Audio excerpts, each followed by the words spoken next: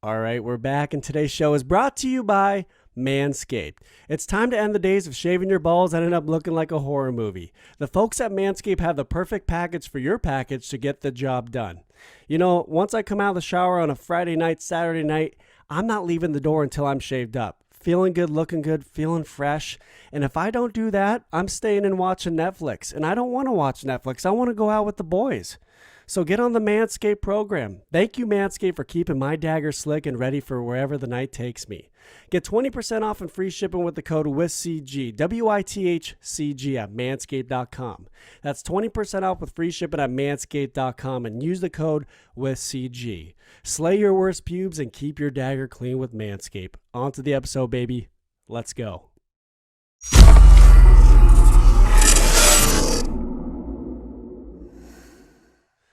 All right, we're back on the podcast, and I've been looking forward to having this gal on the airways with me today. She's the current youngest certified female MLB agent, the founder and owner of Luba Sports, and made it onto Forbes 30 Under 30 in 2021. Rachel Luba, Lubs, welcome on the podcast. Hello. Thanks for having me. Happy to have you on. It's been a minute since we chatted. I know you're practically living on a plane instead of in your own bed. What's going on? Yeah, How have you been? I've been good, staying busy. Never a dull moment, but, hanging in there. Right. So what's a day like in your world from like start to finish? I know you're always moving. What goes on in your world? It's like the hardest question to ever answer because there is no, like, a day in the life is like, who knows? Whatever I think it's going to be the night before, it's always different when I actually wake up and go through my day.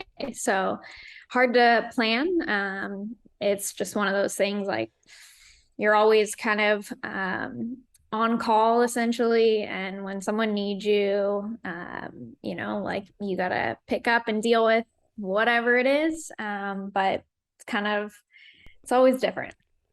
Right. And you're always just on the go. It was pretty hard to get you on, and I finally got you. So I'm happy about that.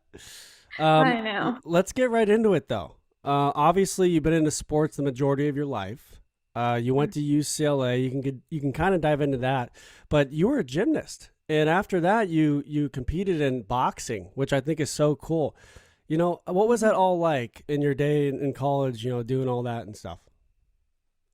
Yeah. I mean, I was a gymnast my whole life, so it was very much just a continuation of that when I got to college. It's definitely a very different collegiate experience than I think most people.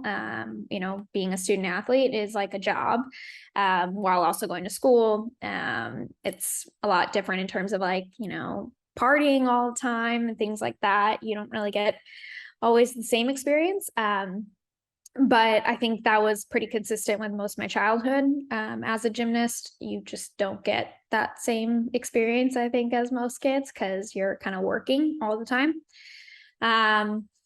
But then once I, retired from gymnastics after all those years, it was definitely a hard transition. I felt like my identity, I was a little lost. And I never I didn't know what to do. I didn't know. I was like, I need to be active and doing something. This idea of just like working out to work out was like very odd to me. So I was like, I need to like compete in something. So I got into CrossFit really briefly because it's, similar in a lot of ways to gymnastics, a lot of like the strength stuff that you do. And quickly from there, a guy I did CrossFit with was MMA fighter, and he wanted to he's like, I'm going to teach you to box. And I was like, okay, like I never done this before. Started messing around on the mitts with him after CrossFit one day. And I liked it. He was like, I'm going to make you into a fighter. And I was like, I'm not actually ever going to fight. Like, I'm not about that. But I should have known, given that I can't do anything like less than 110%. Very quickly, I was like, okay, I need to start fighting. So then I got into boxing. That's an interesting transition. and it was because of your trainer who it was that suggested it. How long did that go for in boxing? So I started boxing, actually my last year at UCLA. I had to like medical retire from gymnastics. My shoulders, ironically, were really messed up. And it like I wouldn't be able to compete. Although if I could get all these like cortisone and other sorts of injections outside of like the NCAA, D1 rules and stuff, and be able to box without actually having to have surgery. Like they were going to force, or like I was going to need to have surgery for gymnastics. But so I was like, I can mask it up and box. So I started doing that my last year at UCLA. And then I did it through law school, which was very difficult. And then a little bit after law school, but then once I started traveling a bunch, I still like box and I'll go in and train a little, but it's too hard to like train for fights right now. So Right, and I think what you're doing now is perfect for you, and we'll get right into it. Um, I want to bring something up because you took on a Sports Center future, and one thing I'm trying to focus on, Rachel, is mental health. And for a woman, I think day to day, there's a lot of pressure on how you look and the body image you have. And when you were a gymnast, you took on a lot of pressure from your own coach and throughout the whole process and the journey. Can you touch on that, for everyone listening, what your experience was like and how you came out of it? yeah, being a gymnast is, look, I don't know if it's gotten better in that like environment. I have very much a love-hate relationship with the sport for a lot of reasons, but one of them, I think it really does a number on young girls and their perception of their body. Gymnastics, it's very different than any other sport or like most sports where, let's say softball, for example, if you hit a home run, it's a home run. It doesn't matter what you look like. You can be tall, short, heavy, super skinny, muscular, not muscular. It's a home run. No one cares, right? In gymnastics, when you do a backflip on the balance beam, a judge will, watch two gymnasts do the exact same skill perfectly. But if one just like looks prettier doing it, and I'm talking about body lines, everything, they're going to get a higher score than the other one. So how you look is almost equally as important as like the skills and what you're doing, as well as the fact that a lot of the things that you're doing, it's easier to do when you are like pre-puberty, when you're smaller, lighter, things like that. So the older you get and when you start to turn into an adult, your body changes, and it's a lot more pressure and pounding on your body that it has to kind of endure. So there's a lot of pressure to stay super small, and it's not always the most healthy environment to grow up in. And most gymnasts I know have some sort of, whether it's like a full-blown eating disorder that they ever had to deal with, or just a maybe kind of not great relationship with food at times and how they perceive their body. It's very much there, I would say, and rampant across the sport, and if you do it long enough. So that was something that I dealt with. My senior year was when it really got bad. It was actually like when I really just like started to develop an eating disorder, my senior year in high school. And I actually almost lost my identity as a gymnast because I wasn't going to be able to compete or anything anymore when I got to UCLA because I was so sick.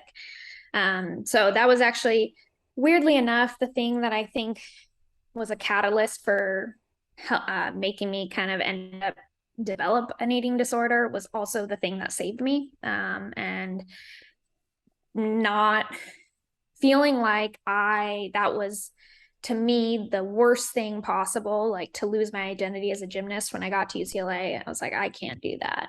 I can't lose that. And so the only way I could compete would be to get healthy. Right, and you did. And I think it's like, when I was doing my research on this whole future, like I heard that your coach was like pointing at a younger girl, like way young, and saying you should look like her. And it's like, what the fuck are you looking at? I mean, I look at you and I'm like, are you kidding me? Like, really? But it's different. It's different in the gymnastics world. Yeah.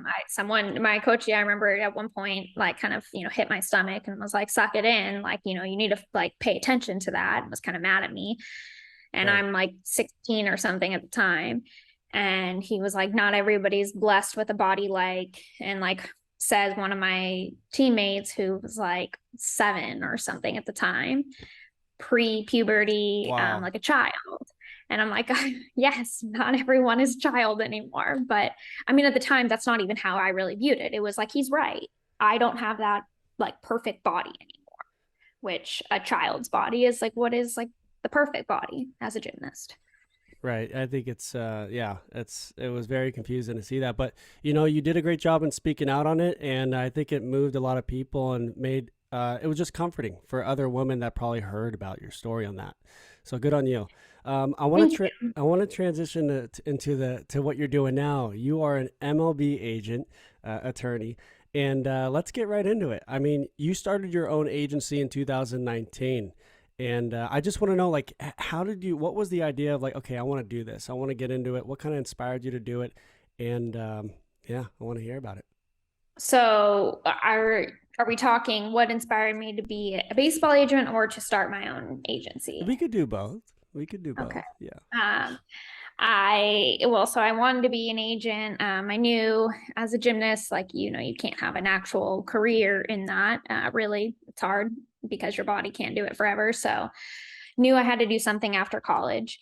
Was starting to think about, I knew I wanted to work in sports in some capacity. And as I started thinking about it, my freshman year at UCLA, I lived on the same floor as like a bunch of baseball players there. They were like brothers to me, and kind of started talking to them. And I was like, toying around with this idea of what about like representing players. For me, it was super important, or I was more passionate about the individual athlete rather than a lot of people want to work for a team. They like the team camaraderie, all of that, kind of like everyone's in it to try to win like the ultimate thing, the championship.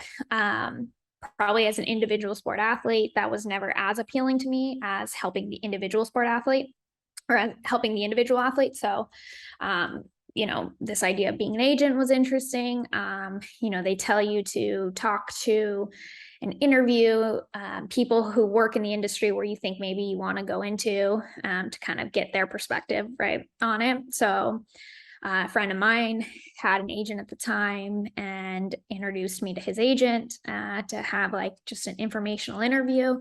So I went to his office, and I remember, he like kicked his feet up on his desk, leaned back. He was like, listen, I'm not going to sugarcoat it.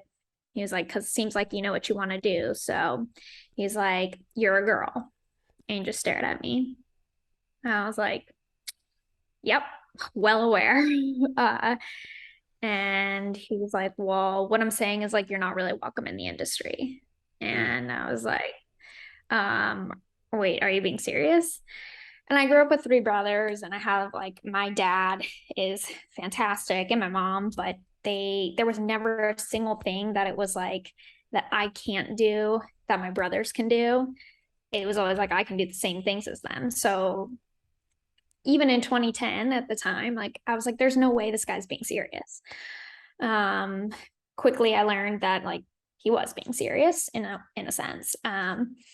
And so I was like, is that it? Like that's all the advice you have for me? Or that's all you want to tell me? Is like, look, like if I'm gonna give you any advice, it's like your best bet if you want any chance at having credibility, like you would need a law degree. But like the reality is it's just a boys club. And I was like, okay, well, I appreciate your time and thank you. And I walked out of there and I texted my parents and I was like, I'm going to go to law school. And so that was how I decided to go to law school, because he told me I needed a law degree. And I tell people all the time, but like I credit him for being the reason I went into baseball specifically. If he probably sat down and told me, here's some different paths you can take to get into this industry, I would have been like, that's fantastic. Thank you so much. And then I probably would have gone on to talk to an NFL agent or an NBA agent, right? But the fact that he told me, like, you can't do this, you're not welcome in the industry, I was like, perfect. This is the industry I'm going to go into then. So that was why baseball, and why I was like so set on I'm going to become a baseball agent. Yeah, so whoever that was, how's it going, big fella? I think she's doing okay. Um, you know what? Yeah. I'm not surprised by that, because it's, as a female going into it, you're kind of the underdog. You have that pressure and being a male in a male dominated world in business. You're gonna get those people that think you're not good enough, you're not capable. But I love the fact that you've came in and you've just inspired so many people, showing I don't give a fuck what gender Yeah. I am. I'm gonna go and get this job done, and you've done a great job. So kudos to you. I'm pumped for you. I appreciate that. Yeah. So, I mean, with the job, I do have a question. With the deals that come into play with players and coaches that you're representing, what's the most exciting part about the day to day with those deals that you could say? I mean, honestly, like, for I guess the most intellectually stimulating part of the job would be the puzzle often of how do I take these stats and kind of what I'm working with this player, and how do I maximize their value. And that's like the most intellectually stimulating part, and the most exciting, in a sense, um, where I can just geek out for 16 hours a day trying to like figure it out. And then obviously the negotiation is always exciting. Salary arbitration as well, like that's kind of putting on a case, like taking a puzzle and putting on the best case possible, and I get to use my law degree for and that kind of part of my brain for it. But the most like rewarding part is definitely just like seeing players who are your clients, who have these goals, who go through ups and downs, who have horrible games, and where people trash them online and they're like the scum of the earth because they had a bad day at work kind of thing, but then they overcome it and end up accomplishing something that they've set out to accomplish, that they worked tirelessly for months, years, whatever. That stuff is like the most rewarding part of it. No doubt. No, that's great. I love hearing about the background process of things with deals and all that. I want to talk about your first client. He's a big reason. It was huge when you got that deal with them, Trevor Bauer. This is a guy you worked with, your first client. How's it been with him? When I first got to meet him, I thought he was such a great guy, and he's obviously one of the best to pitch on the fucking mound.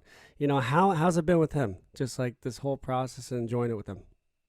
I mean, it's been a roller coaster. There's been some incredible highs and some incredible lows. It can happen quickly. But it's a journey, and he's one of the best people I know. He's one of the hardest workers I know, one of the smartest people I know. And from day one, he's somebody who, when I've told him, I mean, I've known him for 12 years or so. We met my freshman year in college. I told him I wanted to be an agent, and he was like, that's awesome. Like, I love that. And I had to teach myself the sport. I had to teach myself baseball, and he taught me a lot. He's anyone who's in the baseball world knows he's like one of the most knowledgeable people when it comes to baseball. And he always went out of his way to help me, to teach me. And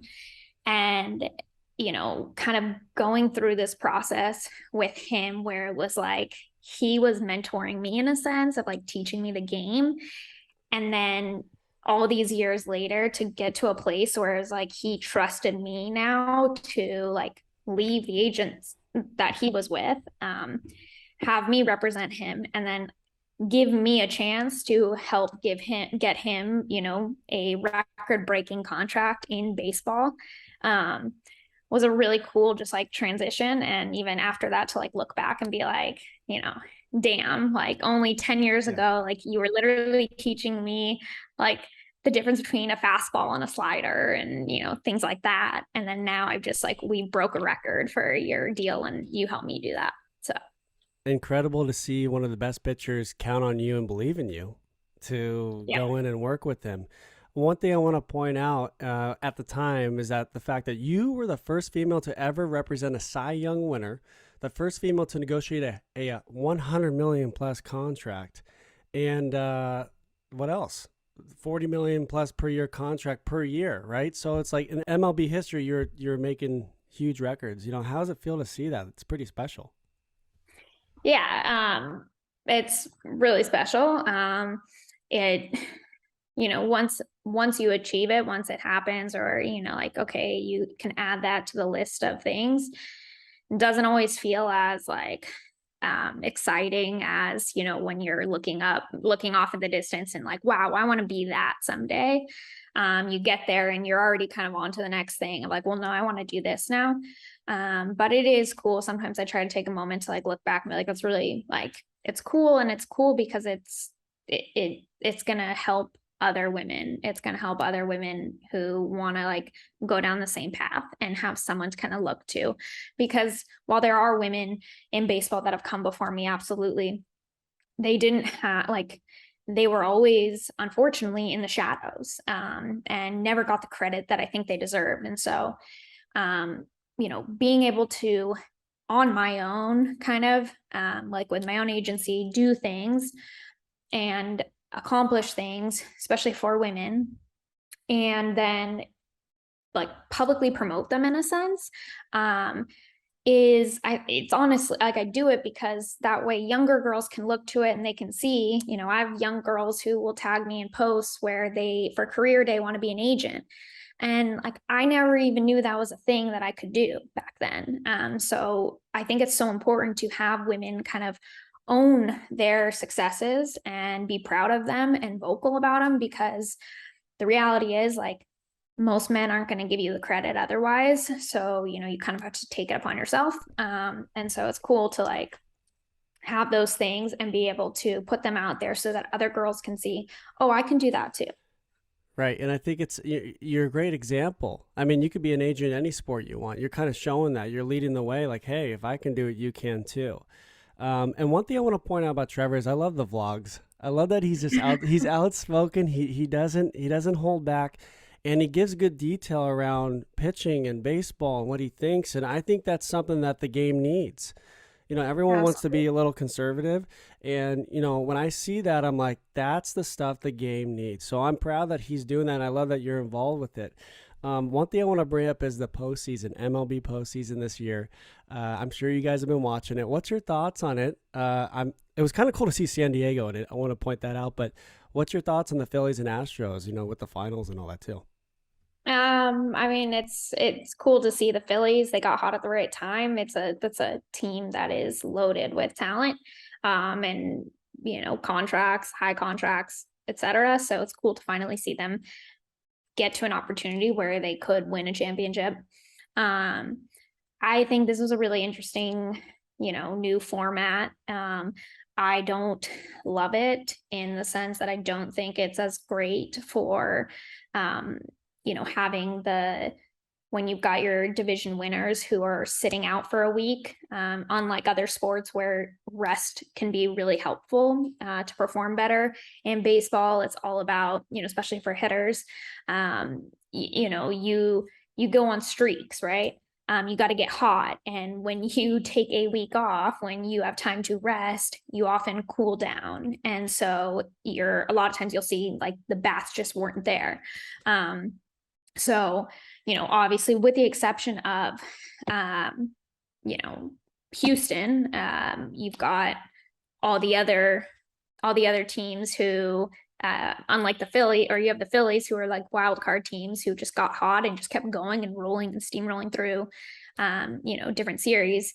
It was hard, I think, for a lot of the other teams to take a week off and then get hot. Right, I agree with you, and as you know, I'm big on hockey, and I watch hockey, and I see the teams in playoffs. They take a week off, and the other team is like they're already rolling in. It's like they're gonna have the momentum. Watch out, and you have a good point on that.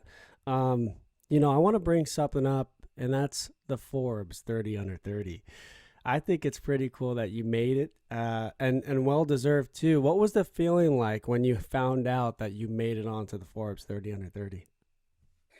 Um, I didn't really like think that I was going to necessarily. I knew I still had one more year after to like get it, so I was just like, whatever, I'll apply this year. Or like, and I got nominated, and I was like, I'll just do the application thing. I woke up, like they announced it at 6 a.m. Eastern, and I was on the West Coast. So at like 3 a.m., I think my publicist, like, text me and was like, congratulations. And I woke up to it, and I had a bunch of texts, and I was like, I didn't even know that they were announcing it that day. And I was like, what is everyone congratulating me on? But then seeing that was really cool. That's always been like a bucket list thing that I didn't really think that I would necessarily get. Although I'll be honest, like, so Trevor's a year older than me. Trevor actually was nominated as well for an athlete in that category. He did not get it. Probably, to be honest with you, a lot of like political reasons. He's not I think we like, and it's not a bad thing, but we do like celebrating, women and minorities and things like that who are doing, similar things and giving them recognition. But someone like him didn't get it. And my first thought was like, I feel horrible because I wouldn't be in this position without him giving me the opportunity, without him believing in me, without him helping me learn the sport all these years. And like, I felt like I got this incredible recognition, but he was really deserving of it too. And so that was like a really hard kind of moment. And then, he even said like at one point he was like, don't, like, I'm proud of you. Like, don't let, like, you should be proud of yourself. Like, stop worrying about the fact that I didn't get it. Like, I've accomplished a lot of things, Rachel. Like, this is the beginning of your stuff. So like, enjoy it. But yeah. Really cool. I mean, I know what you mean by that. It's you know how hard you've worked, you know what you've done, and I think recognition is good. But if you know deep down inside what you're capable of, and the confidence you have in your job, I mean, that's what stands out. Validation from other people, we got to ignore that sometimes and just keep going. One quote I love from you is, "You have to fail your way to success." And I think a lot of people think, overnight success is the right success. And I think it's not. I think you have to enjoy the L's too, and know that there are there are ups and downs and throughout the journey. And that's what I'm experiencing too. I love it. So what's your thoughts on that? I want you to touch on the quote that you put out. It's just one of my favorite kind of sayings. I think as a gymnast, that's a part of it's kind of ingrained in like your journey and how you think about things. There's really very like infrequently do you ever try a new skill for the very first time and land it perfectly. Like, every now and then maybe, but it's like you always know, okay, I got like lucky that time, and then the next 100 times I get up, I'm going to do the same thing and fall flat on my face over and over again. And like, that's just a part of the process. And so the only way to ever learn a new skill is you have to quite literally fall on your face and fail over and over and over again until you finally get it perfect. And so in order to succeed, it's always like, I've always kind of understood, and I think most gymnasts kind of get this, that you have to start with failure, like, and fail 100, 1,000, several thousand times before you're going to get it. And I think that's just such an important part of like life that a lot of people, I think, kind of fear in a sense, where, they expect that if you're trying to achieve something, if you don't get it right the first time, you failed and that's it. And the failure, I hate the word failure because it's not the only time it's a failure is like when you quit, right?